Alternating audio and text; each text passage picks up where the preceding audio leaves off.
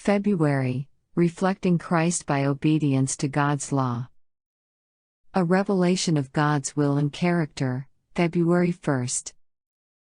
The law is holy, and the commandment holy, and just, and good. Many religious teachers assert that Christ by his death abolished the law, and men are henceforth free from its requirements. There are some who represent it as a grievous yoke, and in contrast to the bondage of the law they present the liberty to be enjoyed under the gospel.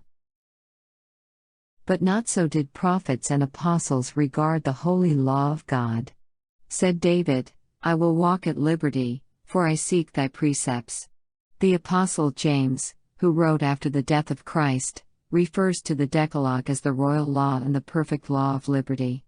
And the Revelator, half a century after the crucifixion, pronounces a blessing upon them that do his commandments, that they may have right to the tree of life, and may enter in through the gates into the city. The claim that Christ by his death abolished his Father's law is without foundation. Had it been possible for the law to be changed or set aside, then Christ need not have died to save man from the penalty of sin. The death of Christ, so far from abolishing the law, proves that it is immutable.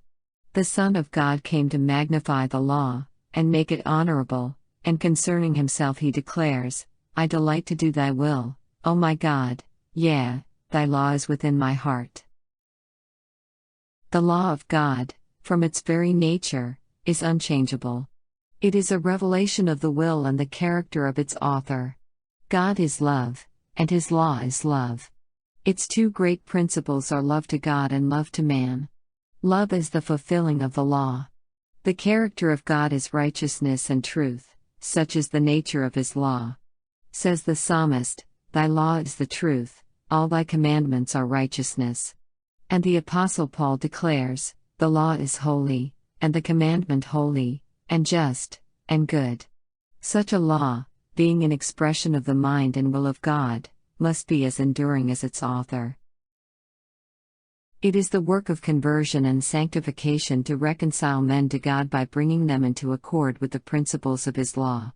In the beginning, man was created in the image of God. He was in perfect harmony with the nature and the law of God. The principles of righteousness were written upon his heart. But sin alienated him from his Maker. He no longer reflected the divine image. But God so loved the world, that he gave his only begotten Son, that man might be reconciled to God. Through the merits of Christ he can be restored to harmony with his Maker.